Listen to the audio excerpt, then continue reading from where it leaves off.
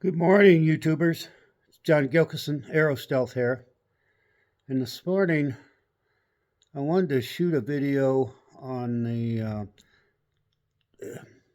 charging efficiency of our Ioniq 5,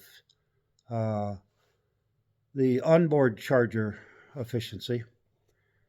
And this issue came up just as soon as we bought the car and brought it home. As you may remember, we had a 2019 Chevrolet Bolt, which we sold to a friend, and so we bought a 2024 Ioniq 5.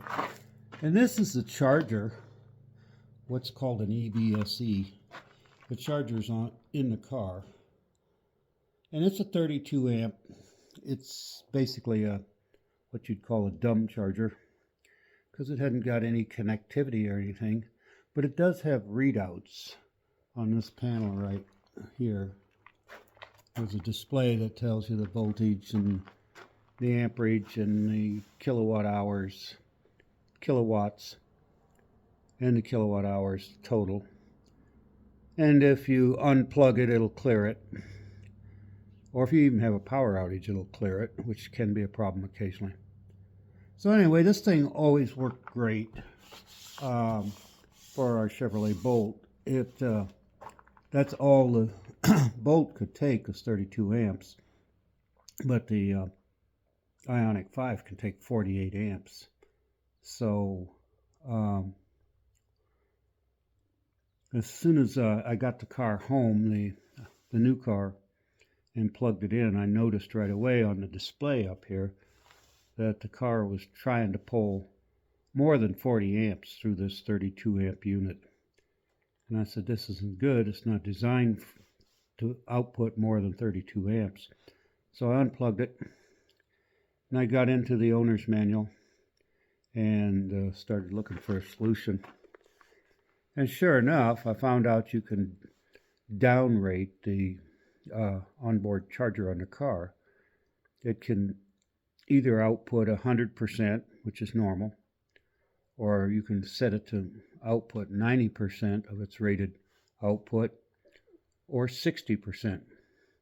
And mysteriously enough, there's no points in between at 80 or 70%. These are grayed out.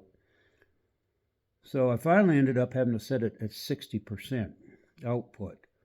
And when I did that, this unit here was putting out 25 amps. Now, if I tried 90%, it would still put out well over 32 amps. So I couldn't do that. So I went along charging for a while, and I began to notice right away, of course, that my MPG returns were low, in the high 80 mile per gallon range, 90. Occasionally I'd get 100 or more, but they were usually low. And as usual, of course, that depends on your driving cycle. And over time, I figured out that my charging efficiency was down to like 70%. And one of the reasons to go to 240 volts is you have 90% or better charging efficiency. As a matter of fact, over time, with this unit here and my Chevrolet Bolt, my average charging efficiency was 91%. Now, I'm not saying it was 91% all the time. It would depend upon whether the the BMS in the car was running a cooling cycle or a heating cycle for the battery or whatever. Or if you were in perfect weather, it was not running anything at all, hardly to heat or cool the battery to manage the system. So you could run as high as 94% occasionally, or you could see 88% charging efficiency. But at any rate, the average of everything was 91%. So, I was chagrined to find out that when I was trying to charge my my Ioniq 5 with this unit here at 25 amps with a downrated onboard charger set to 60%, I was only pulling around 70% as an average charging efficiency. And of course, this made my MPG returns pretty low. Now the car isn't here this morning. My wife's running some errands right now. But anyway, I want to go in our travel trailer out here and sit down and talk to you about it, because I wrote a blog on this, and I think this will explain what I mean even better. Now, what happened here was we got this outlet installed. Now the electrician has to come back. He's going to put in a proper box with a bigger box with a bigger lid, so it'll. This is a 1450 outlet for our trailer, 50 amp, 4-pin plug, and so it would be capable of 40 amps of charging. So when I got that installed, I decided to. We had bought a new EVSE for the Ioniq 5 because it didn't come with one, and we wanted one for portable use for when we traveled. So we bought one. It's called a Terra, and it's smarter than our one in the garage, but I hadn't used it because it had a 4-pin plug, and the one in the garage is a 3-pin plug, so I couldn't use it in there. So when we got that new service installed for the trailer, I tried it out. And it was adjustable. I could adjust it to output 32 amps, 24 amps, 20 amps, or 16 amps. And it was adjustable on the EVSE itself. Excuse me a minute here.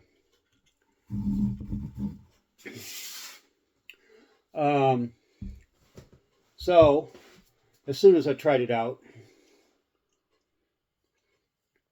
I could see that at the 32 amp setting, it was the car was only pulling like 18 amps. I said, wow, okay, that's because it's downrated. And so I got in the car and adjusted the car onboard charger to output 100%, and then I went back, and the EVSE was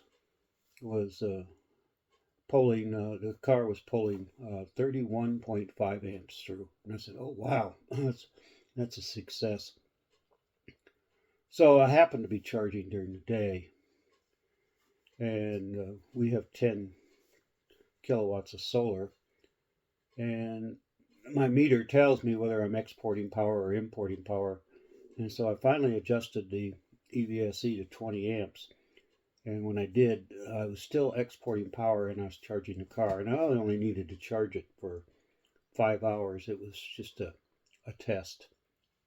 And I hadn't run that many miles on the car.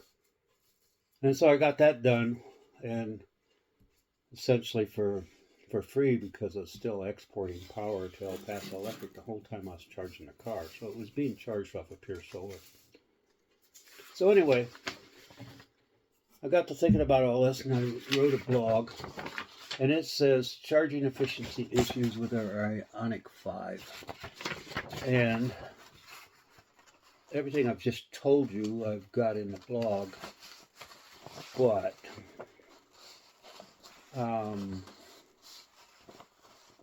let me throw this in. Point 4 was that I have a time of use rate. Between midnight and 8 a.m., my utility only charges me 4.7 cents a kilowatt hour. It's a whole house rate rider.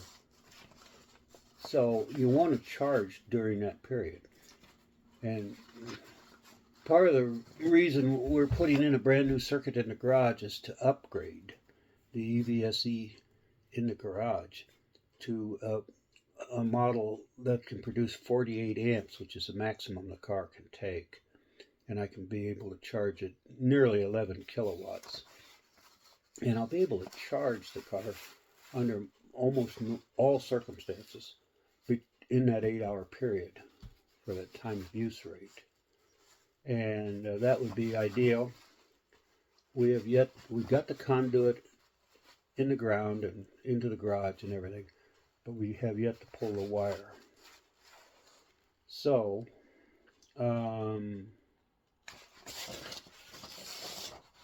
however, so I used to experience 90% efficiency. So what I did is I made up a scenario, and let's say you're charging between 30% and 80% state of charge on the battery. Well, that's 50% of the battery's total energy. In the case of the Ioniq 5, that would be 77.4 kilowatt hours. And so if you're only charging from 30% to 80%, which covers most scenarios, sometimes you might go under 30, but normally I don't. And the reason for that is because our trips to town are binned, and if we go to town at all, it's a 50-mile round trip. And so that's the reason I tend to charge around 30% state of charge. So 38.7 kilowatt hours is what we're talking about here. So at 90% efficiency, and I'll show you these. There's this top line right there. Let me put my finger on it. My fingers are pointy right here.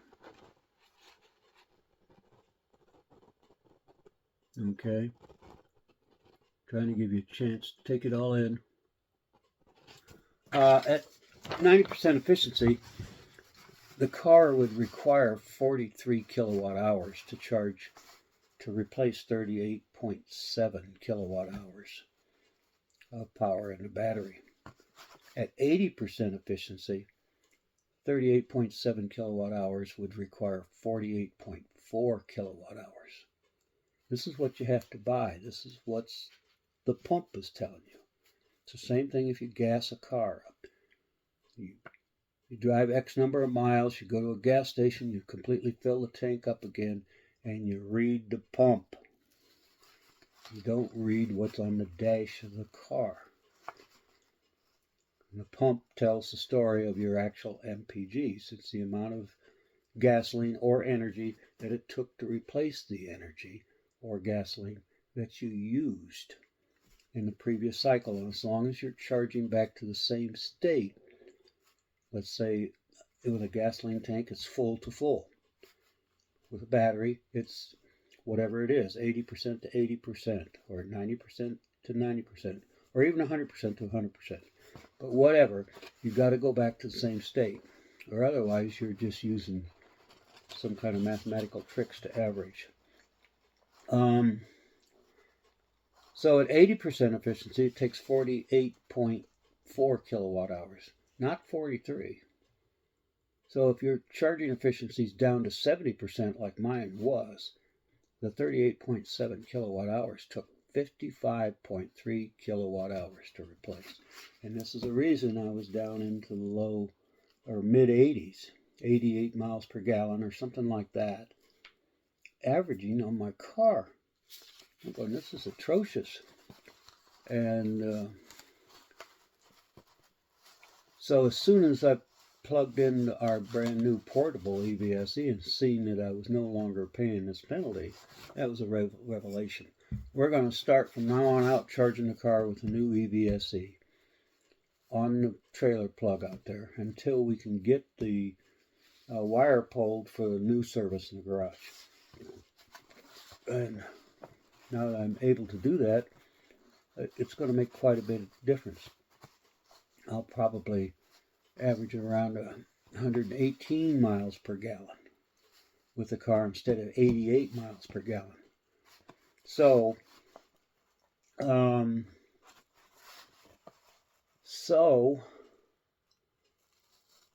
have I figured out here? Okay, so at these three figures, 90%, 80%, and 70% efficiency. Now, by the way, the reason I included 80% in here is that's 80% is the figure you get when you're using 120 volts. So most people who have an EVSE that comes with a car and they say, oh, I don't want to install a 240 volt EVSE, it's too hard. I've got plenty of time now, I only travel short distances. Well, over time, you're paying for 10% more electricity because of the inefficiency of the charger at 120 volts. So anyway, here it is on this line right here. Get my fingers in the right place.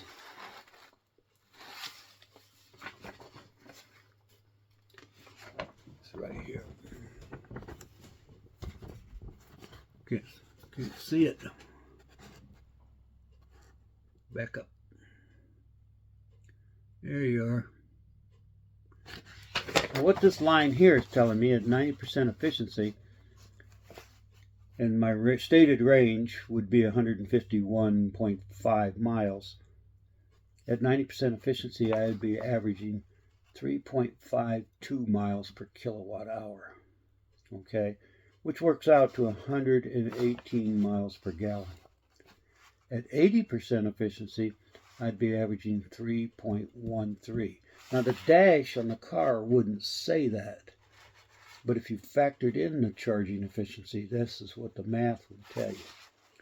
So at 80% efficiency, you'd only be averaging 3.13 miles per kilowatt hour. And at 70% efficiency, I was averaging 2.74 miles per kilowatt hour. So this 2.74 averaged out to 92 miles per gallon. The 80% efficiency would average out to 105 miles per gallon, and the 90% efficiency averages out to 118 miles per gallon. So as you can see, if you have to downrate the onboard charger on your car, in your Ioniq 5, then you're going to pay a penalty for it. It's going to get more inefficient. At least that's what appears to be going on to me. That's what my numbers tell me. And it's not something you want to do if you don't have to do it. And if you have to do it for a while, of course, you need to do it. You got to charge your car. But as soon as you can figure out a solution, you need to go with that. You need to run the onboard charger at its full output. And I can do that with my new portable EVSE because I think it just has more sophisticated electronics or whatever. It's not allowing the car to pull more power through it than it's rated at. It's regulating it. So I was really happy to see that. It's going to make a big difference in our miles per gallon returns.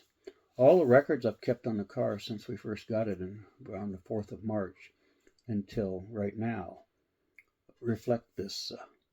And so I literally need to start a new record for the Ioniq 5 and for efficiency for MPGs, because it's all going to be done with this new EVSE with the car set to 100%, with the onboard charger set to 100% output. And so I'm just going to see entirely higher MPG returns, and there's going to be a discrepancy there if I don't put it in a separate log, and it's explained why. I won't remember later, so there you have it. Now our plans are we have a 60 amp circuit set up, and we have a 60 amp breaker set up in the panel. And that's a brand new 200 amp panel, so we're in good shape with that. I have 1-inch conduit run all the way to the garage, and I just haven't pulled the wire yet.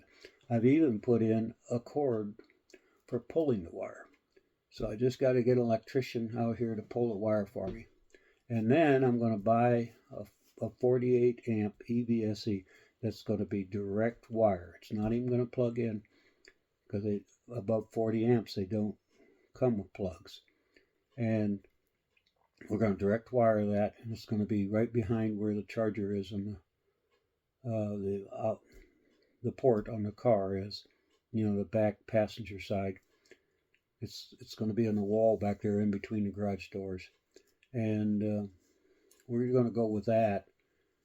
And then I have the portable EVSE for when I'm traveling. Now, this has already come up. We're going to Montana here pretty soon, and on the last day of our 8-day vacation, when we come back, we're staying at a state park up in northern New Mexico, and we're going to use the portable EVSE to charge there, because the Four Corners area of New Mexico, Arizona, Colorado, Utah is an EV charging desert as far as I can see. And we're having problems with the last leg of our trip coming back that way because of the lack of really good DC fast charging. So we're going to stay at a campground overnight. One night, we have a small tent and a blow-up mattress, and we're going to charge the car the whole time. We reserved a 50 amp site, and we're going to charge the car overnight, try to get it back to 100%. And all we got to do is make it to Albuquerque, and as soon as we get to Albuquerque, we can DC fast charge and come on home. So we'll test this whole thing out on the road. So there you have it. This is a consideration if you own an Ioniq 5 or any electric vehicle, for that matter, is your charging efficiency. And if you can keep that charging efficiency up at 90% versus 80 or 70%, you're going to save money over time. You'll get higher MPG returns. You'll take less energy to charge the car, which is less impact on the environment, and so forth. So I hope this helps. Feel free to post comments and ask questions if what I'm trying to tell you isn't clear. Thanks, everybody. See you on down the road, everybody. Happy charging. Bye.